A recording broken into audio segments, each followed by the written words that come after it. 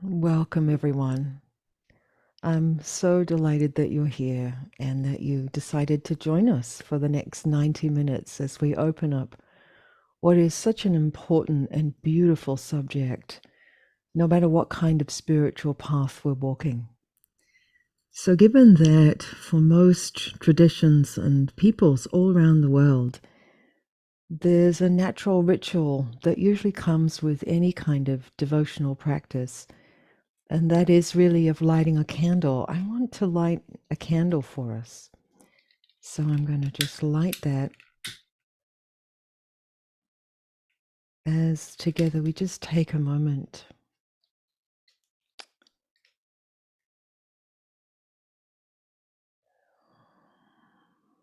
So just beholding the flame.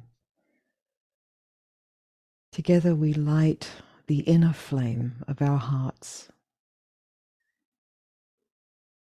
And we open ourselves to all the grace and the insight that we can receive to ignite our understanding and our experience, and for what we experience together today somehow be shared as beauty and truth and benefit widely throughout the one family of humanity. So let us just take a moment to breathe and be.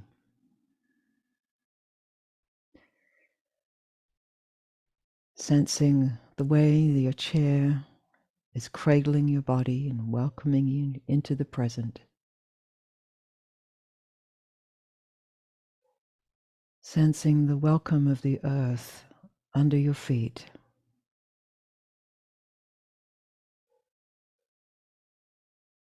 Sensing the life-giving oxygen that arrives with every breath you take.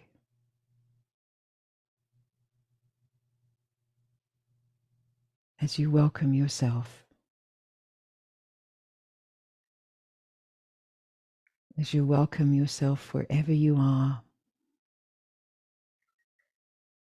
And you welcome that part of you that loves and wants intimate contact with reality, with the divine, with what you really are.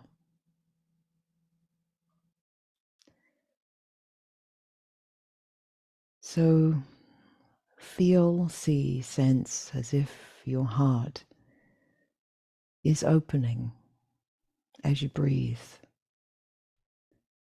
Like an old-fashioned camera opens that shutter to let the light through. So I'm going to sing a line of a prayer from a great devotional master, Yogananda, whose book, Autobiography of a Yogi, maybe you've read. And as I sing, we'll sing this 3 times. Door of my heart, open wide I keep for thee. Door of my heart, open wide I keep for thee. Door of my heart, open wide I keep for thee.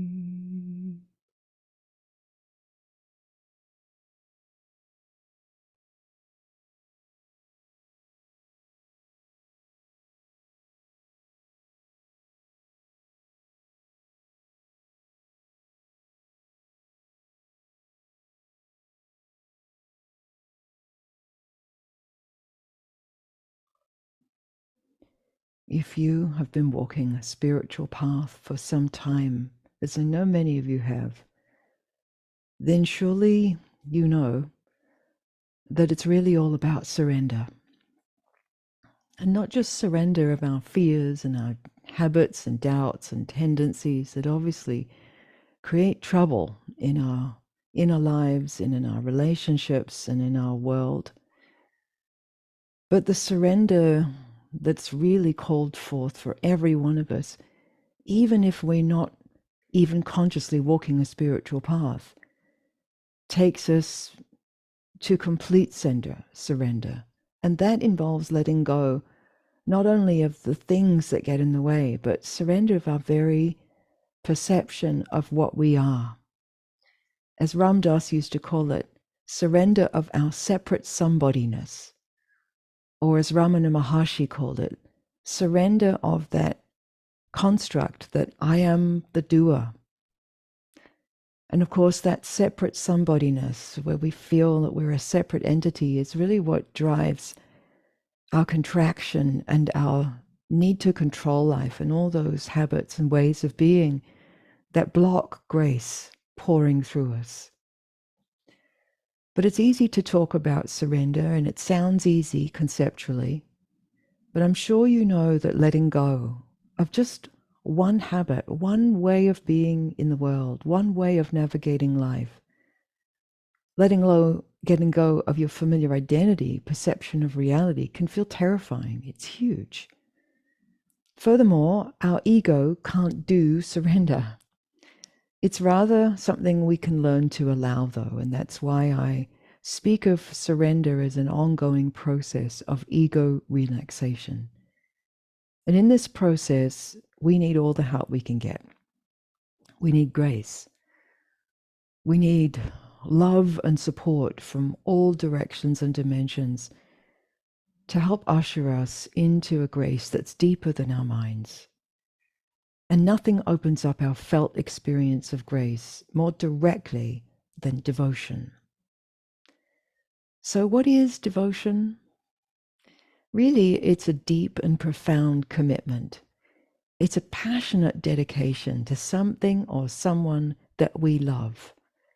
And that births feelings of loyalty and reverence that aren't just feelings. It drives us to actions. It drives us to actions that take us above and beyond our self-centeredness, that take us to serve that which we love, that which is dear to our heart, whether that which we love is our family or loved one, or that which we feel devoted to can be a sense of a calling or a mission in our life, or it can be a cause that's deep in our heart, dear to our heart. And of course, we can be devoted to our spiritual path and that which we relate to as the divine. Whatever the focus of our devotion, what it really does that's so important is that it activates our deep heart. It activates our love. It activates and motivates us. And it brings alive our beautiful qualities. So we hear the word heart and we think obviously of sweetness and kindness and beauty and fulfillment and joy, which of course is wonderful and we all want more of. But what we often aren't necessarily thinking of when we say heart is courage and strength as well, a potency that moves us and takes us beyond self-centeredness. And we all know it in our own way. I'm sure you already experience devotion in your life right now. So I'm going to invite us to mine our ordinary level experience of devotion. So close your eyes for a moment and call to mind someone or something that you really love, even if your loving of them is imperfect. So maybe that someone that you love is your husband or your wife, or your dear friend, or your child, or your pet. Take a deeper breath and let yourself see their face. Feel how dear they are to you, how much you appreciate and care for them. And let yourself feel that deep caring. Let yourself really contact how it is when you let yourself feel your love for them.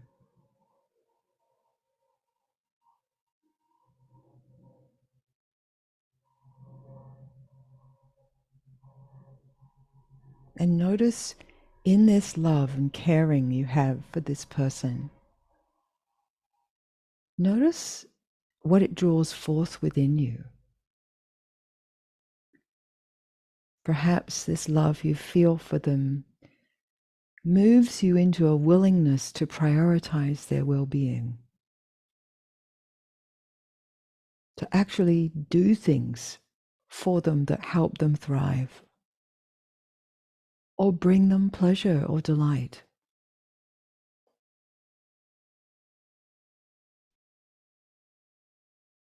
So breathe and let yourself feel not only the fact of your love and your caring, but the muscularity within it,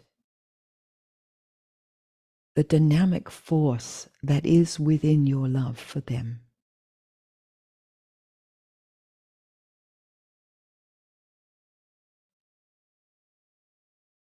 And notice how that feels.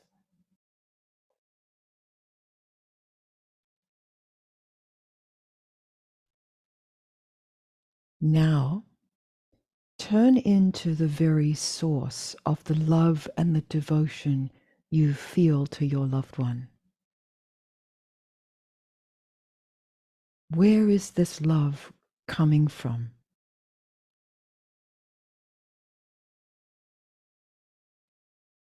You feel it in your heart.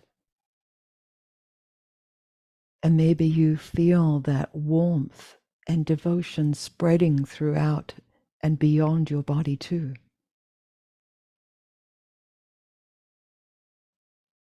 Maybe you feel that spreading to other centers in different ways.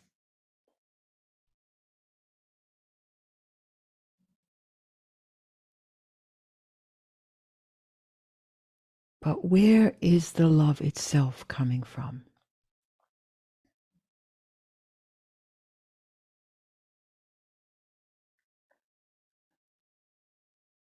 Who or what put it there?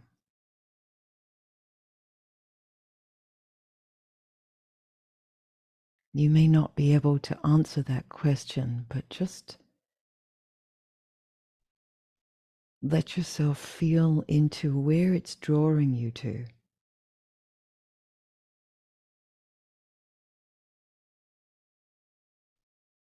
You might feel as if your personal heart is drawing back into something much deeper and wider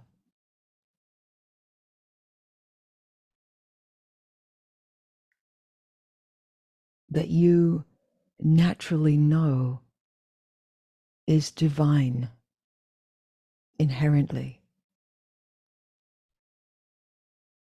that your love is ultimately an arising of the divine's love, of love itself.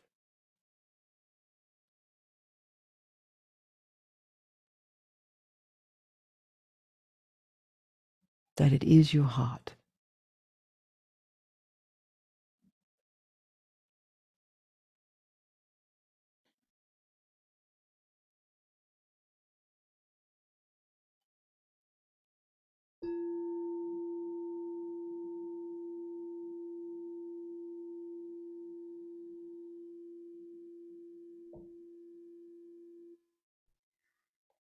Let your eyes open when you're ready. And let's explore what you perhaps tasted there.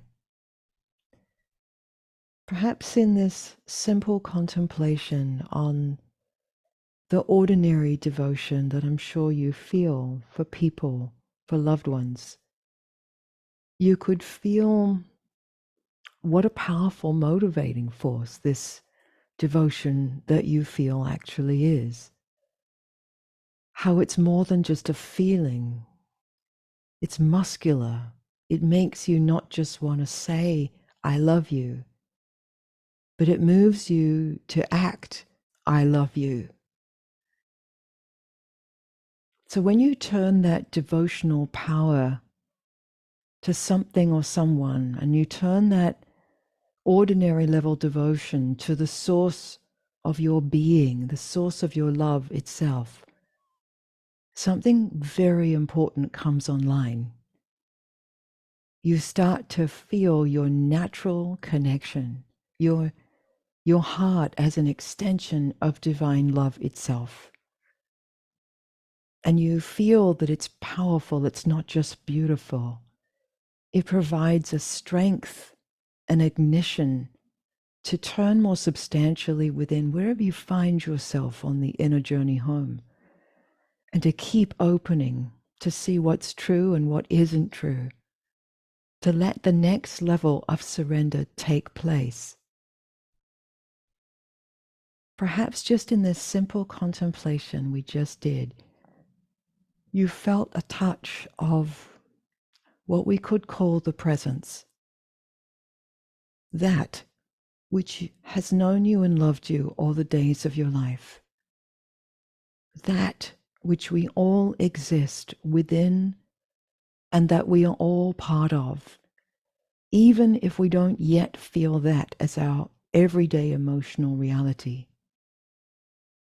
The great Sufi master of the 14th century, Hafez, said, "You've been invited to meet the friend.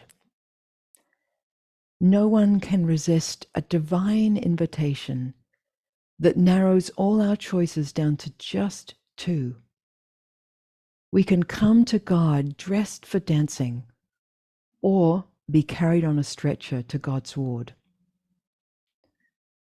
This whole subject of devotion inevitably brings up whatever feelings and messy stuff we might have about this very provocative word, God. Every single one of us, even if we call ourselves an atheist, have a relationship with the source of our being, even if we think we don't. Many years ago, I lived in Oxford, England, and I had the privilege of sitting at a dinner party next to a great philosophy professor, and his specialty was ancient Greek theology and cosmology. And he explained to me that in ancient Greek, the most accurate translation of the word logos, which is spoken of in the chapter, the biblical chapter of John, "In the beginning was the word," is a crude translation of logos. He said a purer translation of logos means sacred bond. And he was inviting us to open up to look at that passage as a way to say, in the beginning was the sacred bond. A sacred bond that we all have with the source of our being, whatever we want to call it. When we really look at our own existence and we look at life itself, it's pretty obvious we didn't create ourselves. We were birthed into being by something that no one religion or cosmology or even science can fully explain. Rumi said it beautifully when he said, "Something opens our wings. Something makes hurt and boredom disappear. Someone fills the cup in front of us."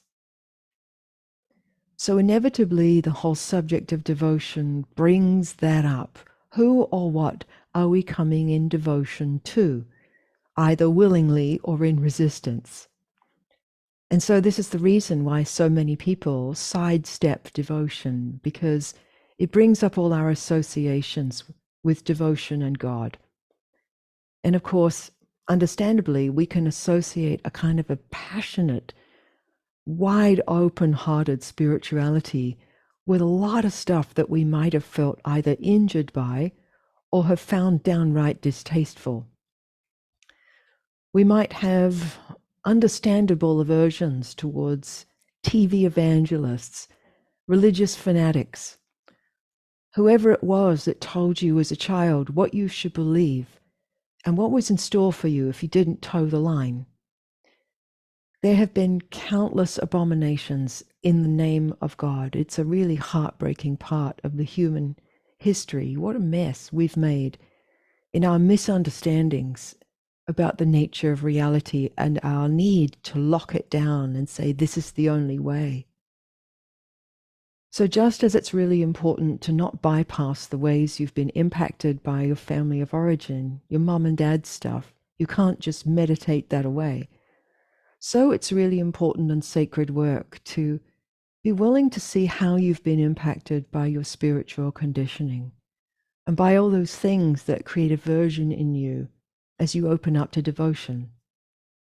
Whatever else you receive from today, I really hope that you experience the encouragement to let yourself be in a deep and honest inquiry about how you might have been impacted by your spiritual conditioning, what aversions you have and why. And let yourself feel that, see it, meet it, contact that messy, awkward material with love and compassion and a devotion to what's true, wherever that takes you. Because that's how the forgiveness that cleanses us from the dust and the distortion can come.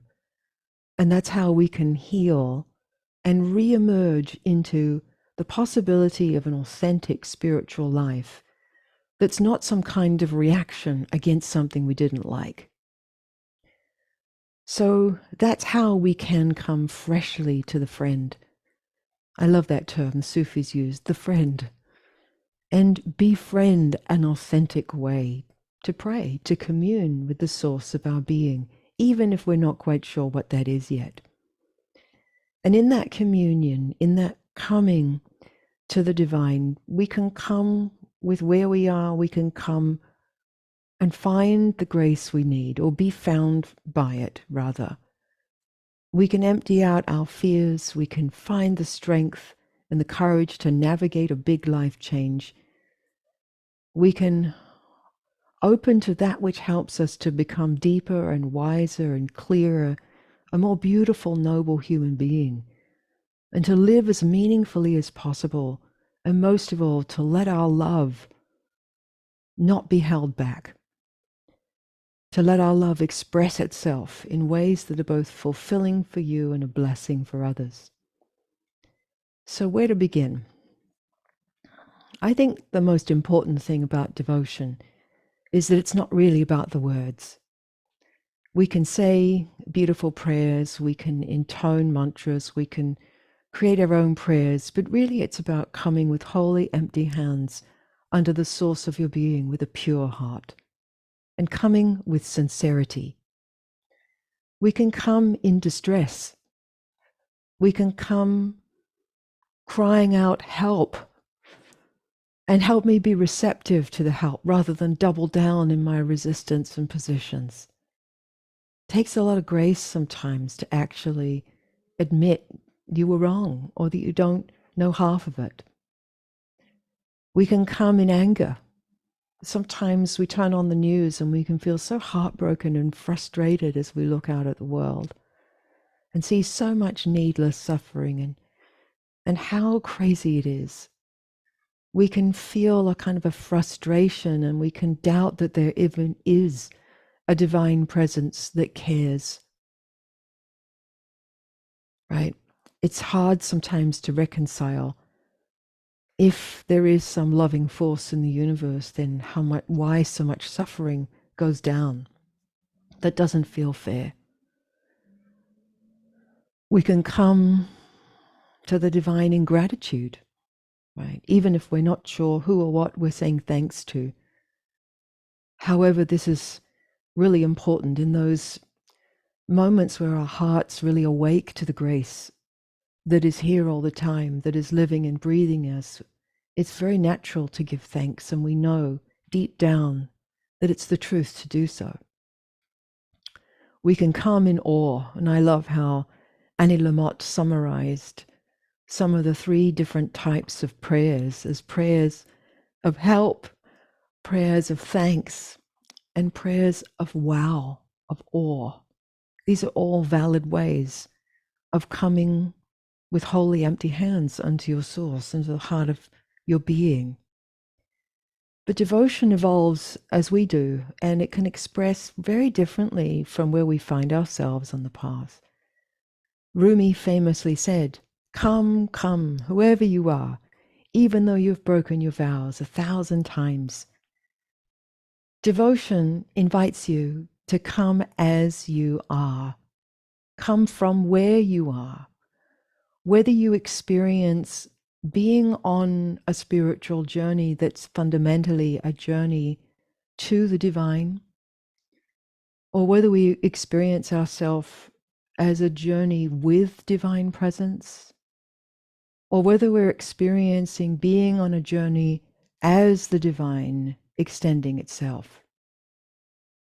All of these are valid. All of these are beautiful in their own way, and they look very different. There's no right or wrong, and there's no hierarchy. So sometimes we're on the journey to the divine. Martin Buber, the Hasidic scholar, summarized that journey to the divine as an I-thou relationship. And so devotion in that phase of our journey is I-thou. We experience ourselves as an individual seeker, seeking meaningful contact with something greater than ourselves. And it's important not to be spiritual snobs about this. I mean, anyone who's walked a 12-step program has experienced how transformative this can be. So even the non-dual sage Ramana Maharshi, one of the greatest sages that India has produced, whose primary focus was about inviting us to enter into that question, who am I? He also said, admit your inability, that your ego cannot do higher. He said, admit your inability, that your ego cannot do surrender, and you need a higher power to help you. So every spiritual tradition has given us a way to commune when we experience being on a journey to the divine. We're experiencing ourselves as a separate someone. So even traditions like Buddhism that don't believe either in a supreme being or that ultimately there even is a separate self offer us countless practices to do that. In Tibetan Buddhism, many of the practices are deity practices, where we're intoning a mantra, a specific mantra to a deity like Tara or like Manjushri, and we're visualizing and praying the mantra, sensing and visualizing light pouring from an enlightened being or a bodhisattva into us, and ultimately taking residence up in our vessel. So even though we might experience ourselves being on our knees in a stubborn juncture in our soul, it's okay to know that we can ask for help from something greater, that this is beautiful, it's true, it's real, and it has value. In fact, most mystical traditions that I've explored all speak to the importance of actually asking for help, that it's a requirement, and that we can ask for help both with the challenges that we experience on the ordinary level, and also to go deeper and further on our spiritual path for complete and full realization. And part of why I think they invite us to ask for help, because until you ask sincerely, you still believe that you're the doer. You still think that you're the one in control, which is the fundamental delusion that keeps us from really progressing as far as we could. And this is why I say that if you want to come all the way home on the spiritual path, you're going to need devotion. It's a devotion that isn't about giving divine orders or demands. I'm not necessarily recommending the kind of Janis Joplin devotion, oh Lord, won't you buy me a Mercedes-Benz? I'm really inviting you to come to a deeper place, a more sincere place, the place where what you really want is help to open, help to deepen, help to be real, help to be true, help to be a noble and beautiful human being where it really matters.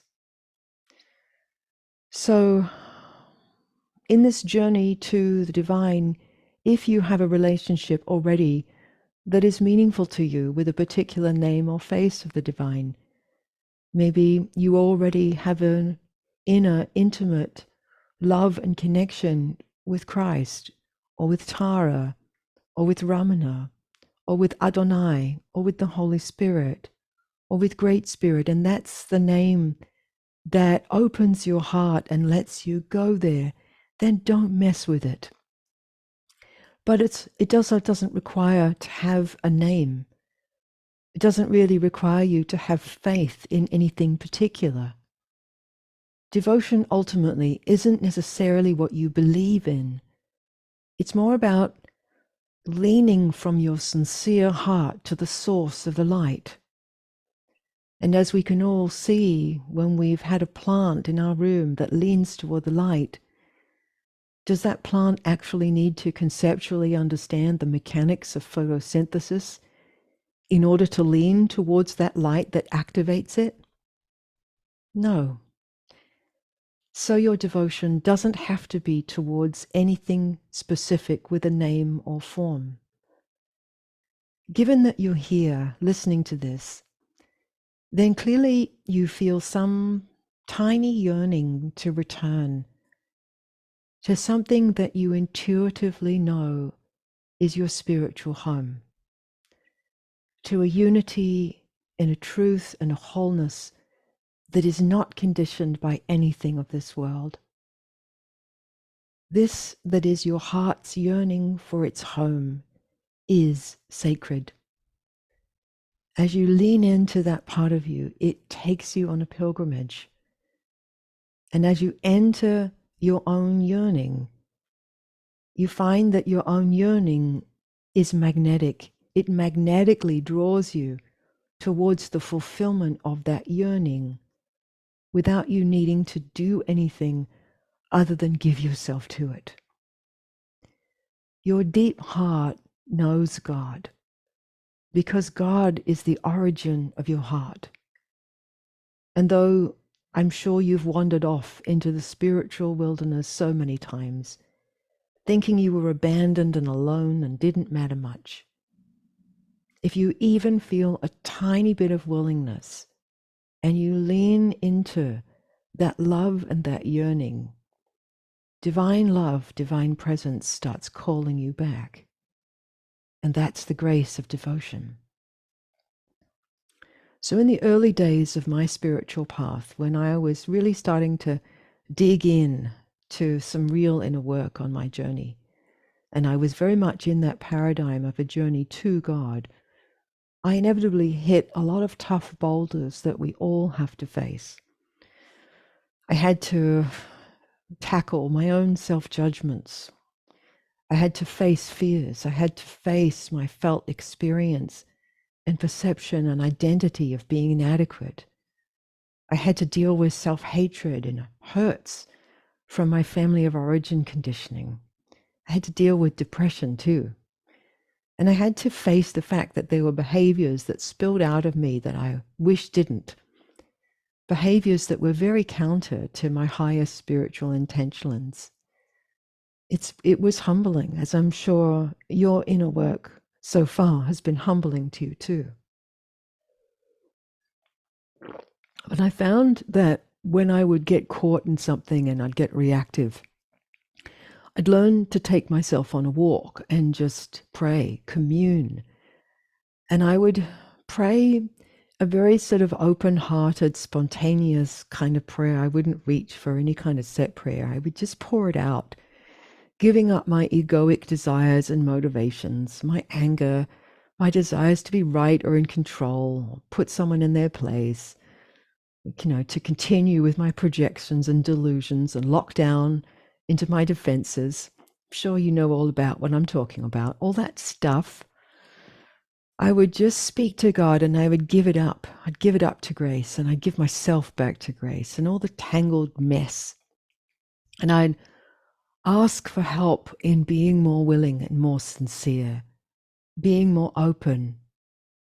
And I noticed that as I would pray like this, it was a very naked, gritty, kind of real, very messy, human kind of prayer as I was walking. right? I noticed something start to happen that was really beautiful. I started to feel my own purity through that honesty, through that emptying out process. And I realized that I couldn't BS when I was coming to prayer. It wasn't possible somehow. And I realized that because somehow I instinctively could feel that in coming to prayer, it was one and the same as coming to truth, that love and truth and God were all one and the same. So although I wasn't raised Catholic and so I had no history of confession, I found the relevance of that, but without the intermediary or the need for a religion. And as I learned to work my material that way, a lot of clarification and purification happened. It was really helpful, powerful, and ignited an even deeper devotion within me. I began to feel that despite my own many faults and bad habits, I was loved. I was beloved. That was a game changer. I want that for you passionately. That's why I'm offering this webinar. Every single one of us, no matter how much we've messed up, no matter how much we stumble in ignorance, we're all beloved souls of God, of the divine. We can never not be. Most of our suffering, our neurotic suffering in life, is really centered around the fact that we get disconnected from this in our experience. Inevitably, to the young child that we were, looking to the God and Goddess called Mom and Dad, that were the source figures to that little one, the ones that seemed like they were omniscient, the ones that we were completely helpless towards, the ones that we were looking to for everything. Inevitably, we received our parents' love mixed together with their ego, mixed together with their wounds and limitations, and the love that they hadn't been able to receive, so they couldn't transmit completely. And so in the limitations of the love that we received, we start inevitably concluding that we're not fully loved, that some parts of us aren't lovable or aren't right in some way. And so this all gets blended together. We presume that however we experienced our parents' love for us is the same as how the divine feels for us. You know, our deep unconscious feelings about whether or not we're beloved in our interpersonal experience with our source figures, our parents, become intertwined with our perception of the love of God. So it was really revolutionary for me to experience in the earlier stages, as I was really digging in on the journey to God, how all of this material started to untangle itself, began to clarify and dissolve. And then the devotion became deeper and wider and clearer and purer. So it became this inner altar that I could bring confusions and resistance and difficulties to.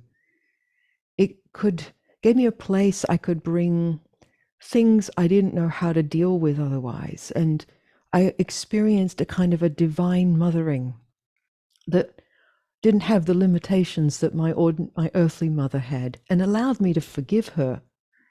I could receive the divine fathering for the parts of myself that had been injured by my human father, and then the capacity to forgive and love him for who he is.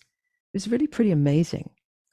So it brought immense clarification and also maturity, and with it, strength, courage, and greater capacity to face important things that really did need to be faced, and find forgiveness for myself and for everyone. And that's what devotion can give to you too. There really is the help, the grace to help us with absolutely everything, including the really mucky, messy, tricky things. I don't think there's real complete recovery from trauma without grace. It's a very powerful ally in our process of healing, even though we don't necessarily know how the grace comes. Grace helps us open to the miraculous. I love what Annie Lamott has to say. She said, "We don't understand the mystery of grace, only that it meets us where we are, and it never leaves us where it found us." So as our devotion deepens and we learn to let divine presence penetrate our heart and heal our minds and soothe our nervous system, there's a further refinement that happens. And this is where we see how important devotion really is, because as our troubles and dense ego suffering start to get unwound, we need the motivation that devotion provides, because usually in that stage of the journey to the divine, our primary motivation is our need to get past our suffering. I mean, let's face it, for most of us, that's what brings us to the spiritual path. We want to get past our suffering. And there's nothing wrong with that motivation at first, because spiritual teaching and practice actually will help us to navigate and deal with our suffering. But unless our devotion ignites to another level, we often lose motivation and get, a little lazy on our path. And so we can't go further and deeper. So when we start letting ourselves feel not only the relief from our suffering, but the fact that we really do love what it is that loves us, it brings us alive. It brings us into the truth and beauty itself. We find ourselves coming to a new stage of the spiritual path. And that is a journey where we experience ourselves journeying with divine presence. It's a kind of spiritual partnership. Our prayers become not necessarily so much help or, working through difficult things, but we find that it's less interesting to keep wandering off. Our picking up the same old stories become a little boring after a while, because we start to see that they're not really the truth. They're really based on our misunderstandings of reality, of others, of who we are. And so our motivation on the journey with is because it starts to become purer. We love what starts to happen to us. We love how it feels when we relax our need for control, when we discover how blessed we are and that there is this goodness and truth and beauty that's always accompanying us along the way. So our devotion becomes purer. It feels like we're keeping vigil. We're nurturing that inner flame of love and remembrance. It makes us want to cultivate presence, to remember, oh, I've come off, I've left myself, I want to come back. We cultivate more presence and we learn not to leave ourselves quite so much. We discover that the grace that we hoped was there is actually there, is alive, it's real. And we can lean into it, not just to navigate things, but we can lean into a depth of wisdom that really blows our minds. We can ask all sorts of questions and we can let the rippling of that presence find us in the silence without having to grasp to fill the space or get an answer. We might begin to love how pure and clean we feel when we drop into presence, and we experience that as its own reward. And it often makes us want to serve in some way. We feel in this leg of the journey that we are now in a beautiful love affair, a relationship of devotion. All the Sufi poetry speaks of that in terms of lover and beloved. And the stronger our experience, our love for the beloved, and our receiving of the beloved's love for us starts coming alive, and we feel the both parts of it, even though we're still a lover loving the beloved, at a certain point, as that gets fuller and deeper, even that two-ness starts to break down.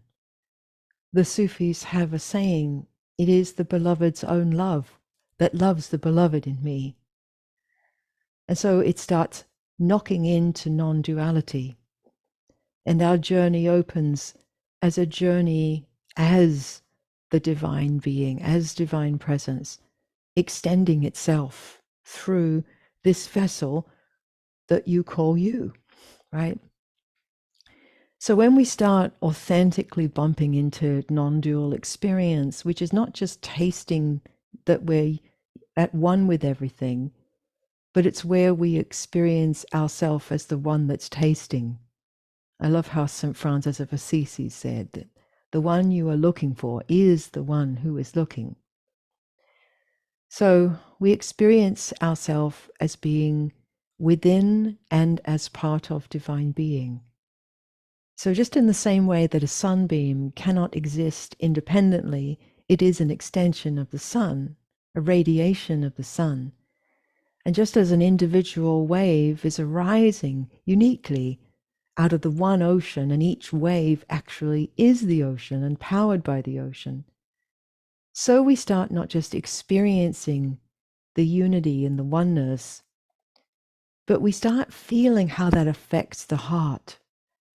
And there's an immense sense of love and beauty, and we feel a love for all beings. And that's the significance, really, of non-dual experience. It's not just that you get to have these wonderful, expansive experiences that are really cool. It's that it produces more reverence and love for all of existence that you are not separate for. And so, of course, here you are, you know, the journey as the divine being extending itself, the divine love that is moving your heart is beautiful. And it's also an experience of humility, because it's not to your personal credit that this is so. It just is actually how it is. So you may or may not have had tastes of this. And if you haven't, then I hope this inspires you as a little preview of coming attractions that it's inevitable you're going to bump into. But for me, some flavors of non-dual experience have made the flame of my devotional heart brighter, bringing more love and more fullness. And then some other depths of non-dual experience have just taken me beyond any possibility of a prayer. You know, after 20 years of prayer and meditation being the primary thrust of my spiritual path, after an awakening that happened in Ramana Maharshi's cave in India that silenced every concept I ever had, it felt like not only could I not pray, but it felt like there were no more lips to speak any kind of words to anything that was other than itself. So that was awkward for me, being such a bhakta, such a devotional person, such a bhakta soul. And perhaps you understand a little of this from your experience. Maybe you've had moments where everything just disappears into a great silence. So for so many years, well, not for so many years, I had been praying, and then there was this period of about 9 months where all of that dropped away. It was strange, but I went with it. And then one day, 9 months afterwards, I was out running in the woods. I happened to be on a retreat. And without any effort or thought, I began to feel this extraordinary upwelling of ecstatic joy emerging out of my heart. It was really, really blissful. And it wasn't related to anything. Nothing had happened. There was no obvious cause for it. It was just this upwelling of ananda, right? Love, joy, bliss coming from within my heart. And I began to laugh as I was running, and it exploded into a bliss. And I started to spontaneously sing, Sri Ram Jaya Jaya Ram, Sri Ram Jaya Jaya Ram. And here it was. Devotion re-emerging, but in a new way, from where I was on the path then, from a non-dual place. So I understood what I had read many years ago of one of my favorite feminine mystics, a Kashmiri saint called Lala of the 14th century. And she wrote a fabulous poem that said, "Playfully you hid from me. All day I looked, and then I discovered I was you." And the celebration of that began. So it felt like such a celebration when devotion came back, but without subject and object and with no agenda for anything particular to happen. It was the heart in its freedom, in its deep ananda and joy. Ramana Maharshi said that when the self is realized, the name of God repeats itself effortlessly and continuously in the heart.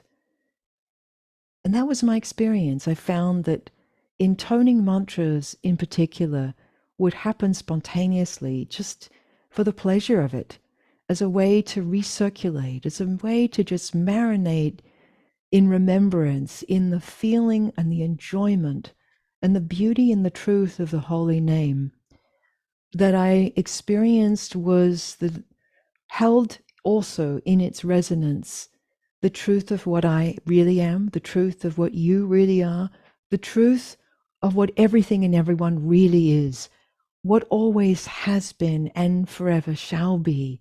It's such a celebration when we feel that deeply. So this also leads me to another point, which is how devotional practice is really helpful in offsetting the common pitfalls of non-duality that mostly center around hiding in our spiritual concepts, getting a little dry as we hang out in the vastness. It's really easy to forget that love is also what we are, as well as pure awareness, as well as emptiness, right? Besides, we humans are relational beings.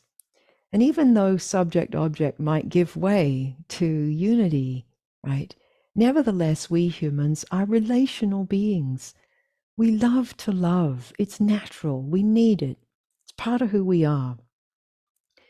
The great non-dual sage Ramana Maharshi, who was famous, as I said earlier, for bringing everything back to that central question, who am I? He was a great jnani. Jnani, which is the yoga of wisdom, of self-inquiry. Yet he himself didn't write much of all of these, very jnani-esque kind of sayings that we read in the books. Mostly those sayings were things that people around him who were Vedic scholars wrote down that were his responding to questions that were given to him in satsang. However, one of the few things he actually did write down, interestingly enough, were all these poems and prayers, these bhajans that were full of devotion. And they were full of devotion to Arunachala, which is the sacred mountain that he lived on, which for Hindus in that part of the world is thought to be Shiva, the Absolute. It's a manifestation of the Absolute. So even though he knew he wasn't a separate someone, nevertheless, he would pray. His object of devotion was to Arunachala. He wrote prayers like this one. He said, "Rain thy mercy on me, and let thy knowledge burn me to ashes, O Arunachala." He prayed for the grace of such an even deeper surrender, even though he was profoundly surrendered in that. He was the unchanging self, and he knew it. Similar with another non-dual giant, Nisargadatta Maharaj, who's famous for his luminous clarity expressed in that spiritual classic, I Am That. When you actually look at his life, how he lived, Nisargadatta did traditional Hindu puja, which is ritual prayers and mantras to specific deities, in the classical Hindu way, and he did that 5 times a day. Even though he clearly realized He was not a separate someone. There was nothing other to pray to. Nisargadatta himself said, "The mind creates the abyss, but the heart crosses it." So we see in many of these non-dual giants of the path of wisdom, or jnani, where the primary practice is self-inquiry, that all these jnani masters were simultaneously bhaktas as well, were coming from deep devotion. In fact, if you really look into the culture out of which many of these jnani giants emerge, you see that they emerge out of a very devotional culture. If you've ever been to India, it's everywhere, right? There's altars everywhere, on rickshaws, and you see it in the eyes of everyone that look at you with so much heart. It's so beautiful. So devotional practice really is a cornerstone in all the world's great traditions for wherever we are on the spiritual path, for very good reason, because it works, because it keeps us alive. It helps us, as Christians did. Christian mystics would marinate in a holy name as a form of meditation that we know is centering prayer. For Sufis, there's zikr, saying holy names of the divine, of Allah. For Hindus, it's called japa. For Buddhists, it's mantra. So whenever we utter a holy name with devotion, with sincerity, wherever we are on the journey, it has a powerful effect. As A Course in Miracles says, say God's name, and you invite the angels to surround the ground on which you stand and sing to you as they spread their wings to keep you safe and shelter you from every worldly thought that would intrude upon your holiness. So as my own journey continues, I keep learning more and experiencing more about the subtleties I discover in devotion, and particularly with mantra.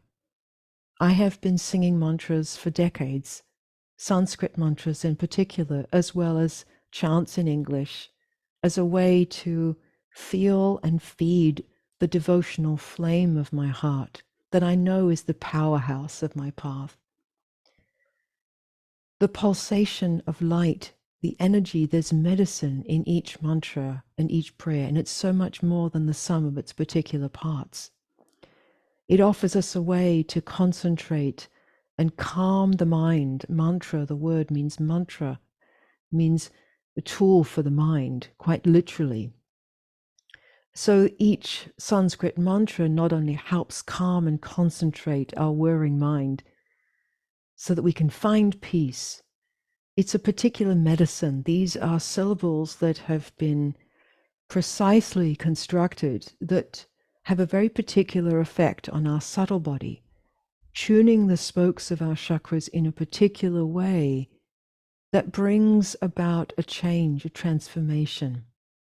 Each mantra is a particular signature.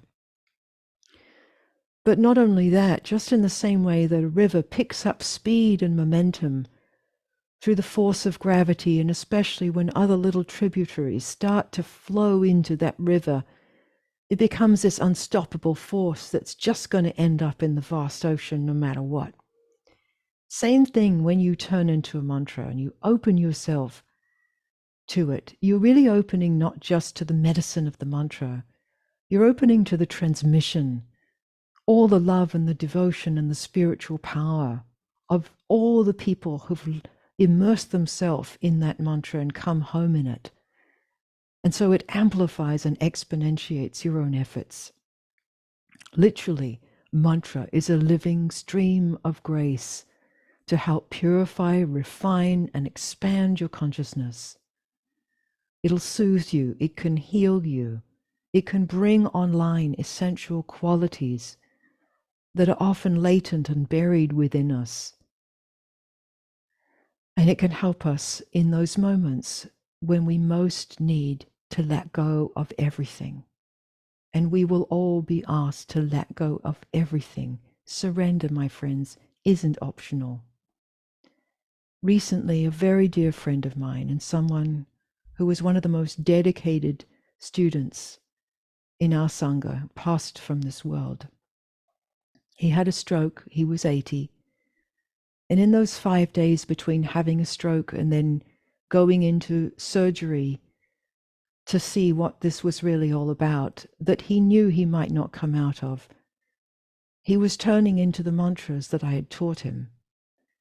Although the stroke had rendered him incapable, barely capable of getting a single word out, didn't have the motor skills to speak in a normal way.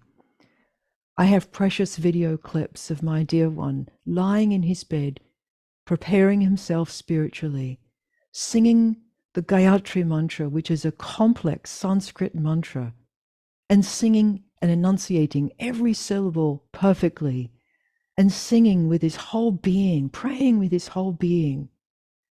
It was one of the most beautiful things I've ever seen. To see how his devotion overrode a stroke and supported him to just keep softening and opening and letting the mystery of the grace take us where it's going to next. So I invite us to take a moment. I want to share a moment of devotion through a mantra with you. It's a prayer really that was given by great Sufi master Hazrat Inayat Khan. And it's a prayer that part is in English, and it's a prayer that also includes a chorus of Arabic, right? That has its own sacredness, as every sacred language that speaks certain prayer has its potency. And he prayed, "Let my heart reflect thy light, Lord, as the moon reflects the light of the sun in love, always in love." So in the Sufi understanding, a human soul, whatever our gender, whether we're male or female or gender neutral, however we identify, a human soul is a she. And so the understanding is that our right relationship with the source of our being is to be receptive, is to be yin to the source, the mystery, whatever we call that, however we understand that. We can never fully understand it, but we can open, we can yield. And so when we allow that yielding, when we come with wholly empty hands, with that sincerity, asking, help us to open, let us be the reflection of what we are. Let the light be lived here. Let the truth and the beauty come all the way through this vessel I call my heart and mind and soul and life. Then we are transported into this beauty that is who, H-U, is hard to translate because like Om is in Sanskrit, it conveys something that is really beyond conceptual understanding. And his son Pir Vilayat Khan was once asked, if you had to really define what is who, his response was this: heavenly beauty. And so, of course, Hu Allah is the full yield into the heavenly beauty of the divine, that our life be lived as an expression, an embodiment of the divine that brings truth and benefit deeper into this world. So take a moment and close your eyes and let yourself breathe and feel and sense how you've been impacted by all that has been shared today.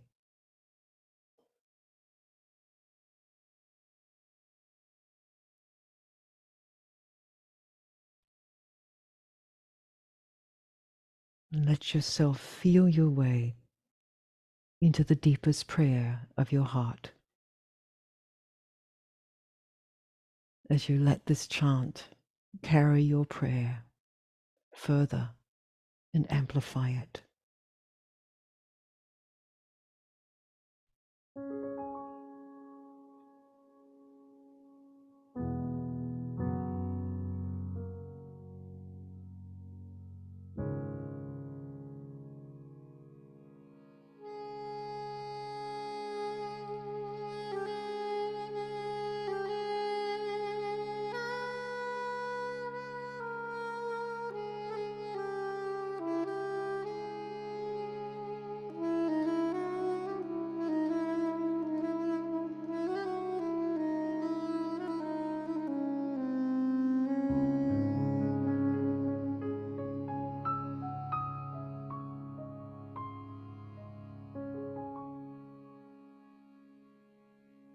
my heart reflect thy light, Lord, as the moon reflects the light of the sun in love, always in love.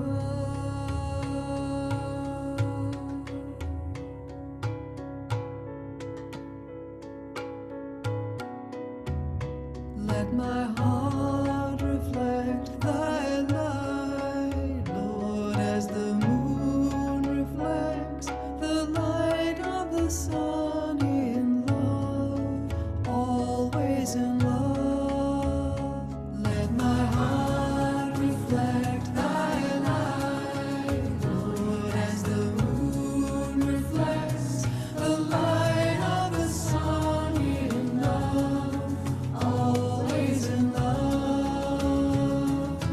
Ooh, I love, ooh, I love, ooh, I love, ooh.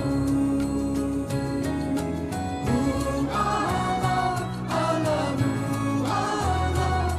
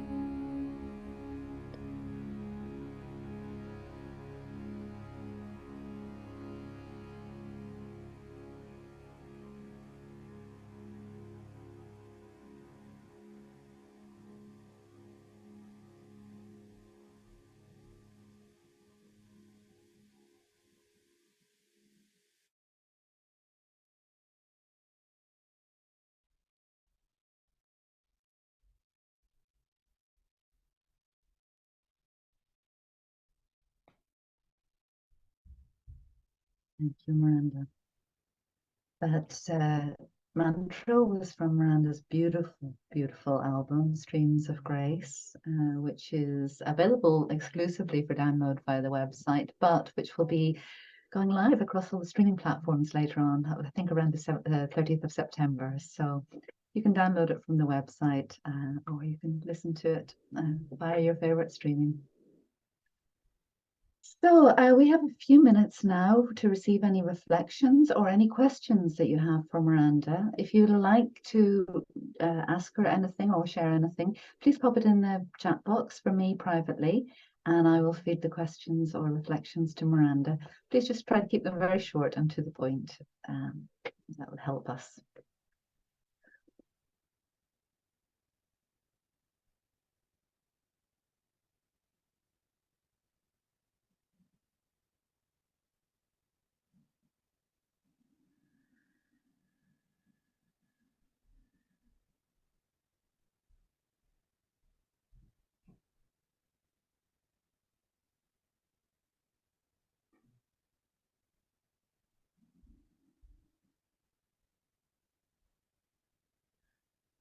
So, a question from Doug. Can you recommend any English chants or mantras specifically asking for grace, Miranda?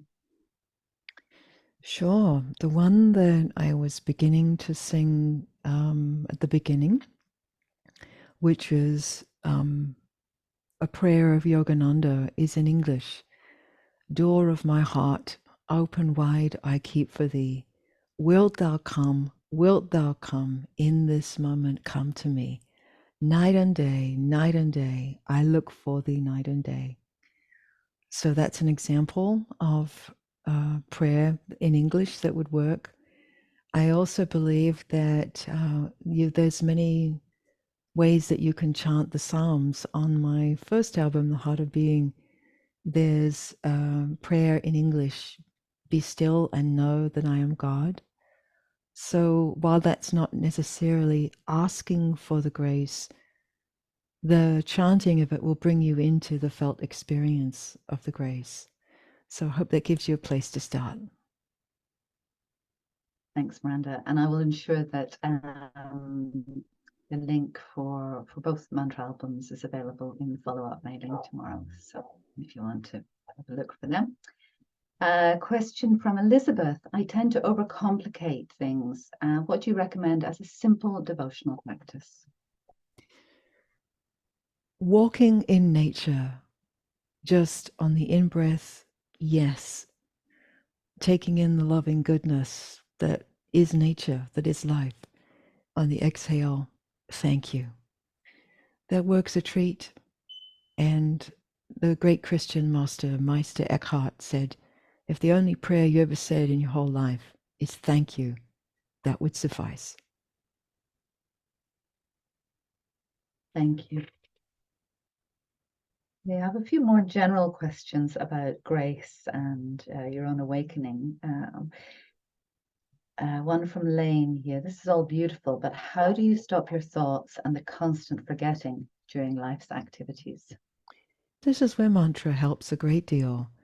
So mantra is powerful. It changes your consciousness. It changes the channel, and it gives you something to focus on so that you shift from giving automatic allegiance to the following of thoughts that are often nagging at you to giving your allegiance to the guiding reality of the heart. So as you turn into any mantra, you can help change the channel very quickly, very efficiently, very powerfully. So pick any mantra that moves you, that touches you, that you like, and work with it. And work with it constantly. Come back to it. Thank you. And from Leah probably, how might one receive mentorship as they grow in their spiritual practice of devotion? That's a great question.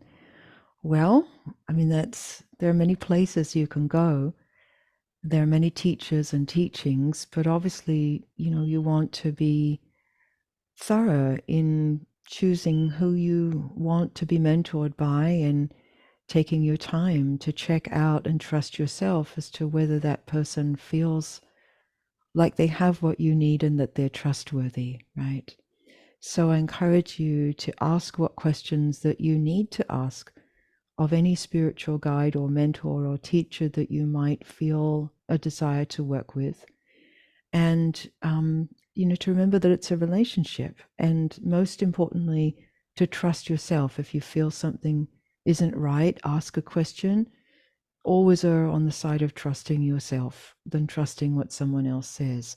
Because a real teacher, a real mentor will always invite you to listen to what's true in your own experience. Thank you. And from Julie, why do I fall asleep when I hear words of deep truth from teachers and saints? I stay connected, but I'm in and out of listening. I have a deep longing for God, but I am overcome. Chanting does not have this effect on me. Aha. Well, then that tells you that chanting is a good thing for you, a useful practice. But sometimes when you're receiving a transmission, when a teacher is teaching from their own realization, there's a transmission and energetic communication that's happening that is we're receiving, we're being affected by. And sometimes that's bringing up resistance. So sometimes when we're getting sleepy or unconscious, it's hitting on us in a way and it's causing resistance. So don't judge yourself for that, but do be curious. Oh, what is this? How do I feel about this transmission that is coming forth? And what is it pressing on in me? And just bring your curiosity and your love to see more about that. And know also that fogging over, as it's classically called, is a really common tendency. It's the equally as common as monkey mind, jumping around in your mind from thing to thing. And it will pass, especially as you bring your curiosity to understand it. And one thing you can do in the moment when you notice it's happening is sense into your body a little bit more and take deeper breaths will help. Thank you. And a question from Barbara, which I know is answered in your book, The Way of Grace, but maybe you'd speak to it briefly here. How do you define grace? Yeah, well, big question. I have a lot to say about the matter. Grace is direct experience of divine presence coming alive within you. And so grace has four primary ways that it manifests. It's both the ground of our being, it's both the love and the nourishment that sustains and soothes us and heals us. It's the power that transforms us from one dimension of consciousness to another. And it's also a verb. It's what we become. We become more graceful as we surrender and deepen on the path. So I encourage you to read the book and get into it, because there's a lot of articulated about what grace is and how we ride its currents in all four of those ways that I've just named. And also, I put these teachings into a very user-friendly card deck, so you can kind of take bite-sized ways and work with the practices in your life too, to help let your experience of grace come alive. That's what's important. Mm. And again, I'll include links to the Grace deck and to the Way of Grace in the follow-up email tomorrow. But you'll find everything on the website as well. And one from Anne. When is the best time to chant mantras? Anytime, anytime. I don't think there's any optimal time, really. It's, whenever it arises or whenever you need it. And I would also encourage you to recognize that, because chanting mantras usually feels really good, right? Because it brings your devotion forward. And what is your devotion but love, really, right? So it brings the felt experience of love and spiritual power forward. It's very inspirational, it's very juicy, it's very enlivening, and it can empower and give more energy to any other practices you do. For example, I joke with my students, If you experience resistance to getting to a daily meditation or yoga practice, for example, then, consider what might seduce you into spiritual practice to make you want to come to the cushion. I mean, if you were to listen and chant to a mantra as, you were getting ready to meditate, that's likely going to inspire you to want to come and sit rather than come from the paradigm of I should do it. And ultimately, we need our practice to be motivated by I want to because I love it rather than I should do it. That's going to be a lot more potent as well as a lot more enjoyable. And so, of course, mantra is really helpful when you're in a knot of suffering. Some of my students have shared with me that they experience particular mantras as like having a chimney sweep, or other students have shared with me moments where they were just about to get into that same old argument with their spouse and they turned into their mantra and it was gone. The desire to go into that place with their spouse was gone. So, if you work with it, it starts to work with you, and the Shakti of your devotion and the mantra merge and mingle, and it starts to take on its own life. And that shows you, how it wants to be lived and practiced. So there's no wrong or right way, there's just an invitation. Thank you.